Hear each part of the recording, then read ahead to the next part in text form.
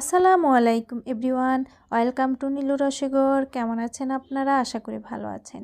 আমিও আল্লাহর রহমতে আপনাদের দোয়ায় ভালো আছি।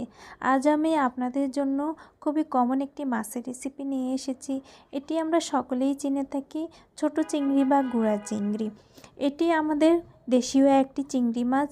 আর এই চিংড়ি মাছকে আমরা যদি এভাবে ভেজে একটা রেসিপি করে খাই, খুবই সুস্বাদু একটা রেসিপি এবং খুবই মজা লাগে।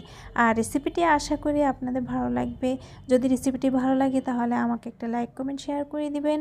আপনাদের সুন্দর একটি লাইক এবং কমেন্ট আমাকে আগামী ভিডিও তৈরিতে উৎসাহ যোগায়, একটি শেয়ার মানুষের কাছে পৌঁছে দেয়। আর আমার চ্যানেলটিকে সাবস্ক্রাইব করে অল বাটন ক্লিক করে রাখুন, তাহলে আমার আগামী ভিডিওগুলোর নোটিফিকেশন খুব সহজেই পেয়ে যাবেন। এর জন্য আমি নিয়েছি 250 গ্রাম ছোট চিংড়ি মাছ, আপনারা বেশিও নিতে পারেন। এগুলোকে ভালো করে ধুয়ে নিয়েছি 2 কাপ পরিমাণ পেঁয়াজ কুচি, 1/4 কাপ পরিমাণ কাঁচামরিচ কুচি, 1 টেবিল স্পুন পরিমাণ রসুন বাটা, 1/2 কাপ পরিমাণ মটরশুঁটি, 1/2 কাপ পরিমাণ ধনে পাতা কুচি। এখন আমি চুলায় চলে যাচ্ছি। এটিকে প্রসেসিং করার জন্য আমি একটি কড়াই বসিয়ে দিয়েছি। আর চিংড়ি মাছগুলোকে আমি কড়াইতে দিয়ে দিয়েছি। আমি কিন্তু এখানে কোনো অয়েল দিই নাই। লবণ দিয়ে দিচ্ছি 1 টিস্পুন এবং একটু নেড়েচেড়ে দিচ্ছি। আমি এখন এগুলোকে অয়েল ছাড়াই একটু বয়েল করে নেব। আর এটি কালারটা সুন্দর হওয়ার জন্য আমি দিয়ে দিচ্ছি 1/2 টিস্পুন পরিমাণ হলুদের গুঁড়ো। এটি যখন জাল হবে এটি থেকে অনেকটা পানি বের হয়ে যাবে। এখানে অতিরিক্ত কোনো পানি ব্যবহার করার প্রয়োজন নেই। এই চিংড়ি মাছ ভাজিটা খুবই মজাদার। এই পানি শুকিয়ে যাওয়া পর্যন্ত আমি ভেজে নিয়েছি এগুলোকে। ভাজার পরে আমি এগুলোকে উঠিয়ে রাখছি একটা প্লেটের মধ্যে। কারণ হচ্ছে আমি একই পাতিলের মধ্যেই এই চিংড়ি মাছগুলোকে ভেজে নিব তাই। এখন আমি 1/2 কাপ পরিমাণ এখানে তেল দিয়ে দিচ্ছি।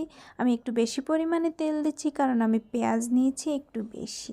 এই পেঁয়াজ দিয়ে চিংড়ি মাছ ভাজির তো তুলনাই হয় না, যদি আপনারা খান তাহলে বুঝতে পারবেন। এখন পেঁয়াজটাকে আমি নরম হওয়া পর্যন্ত ভালোভাবে ভেজে নিব। আর দিয়ে দিচ্ছি গার্লিক পেস্টগুলো। গার্লিক পেস্ট কিন্তু মাছের মধ্যে যে একটা বাজে মাছ গন্ধ থাকে সেটাকে দূর করে ফেলে। আর দিয়ে দিচ্ছি 1 টিস্পুন পরিমাণ লবণ। এখন এগুলোকে দিয়ে আমি ভালোভাবে ভেজে নিচ্ছি। দিয়ে দিচ্ছি 1/2 টিস্পুন পরিমাণ হলুদের গুঁড়ো। আমি আগে পরে মিলে 1 টিস্পুন পরিমাণ হলুদের গুঁড়ো ব্যবহার করেছি এবং 2 টিস্পুন লবণ ব্যবহার করেছি। দিয়ে দিচ্ছি মটরশুঁটি। মটরশুঁটিগুলো পেঁয়াজের সাথে ভাজতে ভাজতে বয়েল হয়ে যাবে, আর অতিরিক্ত পানি দিয়ে বয়েল করতে হবে না।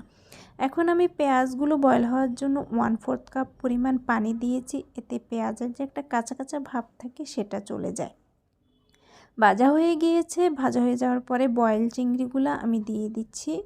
এই চিংড়ি মাছ দিয়ে আপনারা ভর্তা করে তৈরি করেও খেতে পারেন। এভাবে ফ্রাই করে খেলে গরম ভাতের সাথে দুপুরবেলা এর তো তুলনাই হয় না। এই চিংড়ি মাছ ভাজির রেসিপি আমার খুবই পছন্দের একটি রেসিপি। এটি ভাজা হয়ে গিয়েছে। এখন আমি কুচানো ধনেপাতাগুলো দিয়ে 1 মিনিট পর্যন্ত এগুলোকে আবার হাই ফ্লেম দিয়ে ভেজে নেব। মনে রাখবেন, এটা যতটাই ভাজা হবে ততটাই খুবই মজা লাগবে খেতে, খুবই ভালো লাগবে গরম ভাতের সাথে। তো আশা করি রেসিপিটি আপনাদের ভালো লেগেছে। অবশ্যই বাসায় ট্রাই করবেন রেসিপিটি যদি ভালো লাগে। এখন আমি এগুলোকে একটা ডিশের মধ্যে নিয়ে আপনাদেরকে সার্ভ করে দেখাচ্ছি।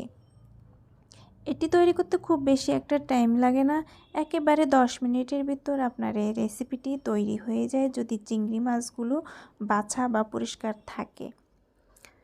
যদি রেসিপিটি ভালো লাগে অবশ্যই ট্রাই করবেন। সবাই আমার জন্য দোয়া করবেন। সবাই ভালো থাকবেন। আসসালামু আলাইকুম।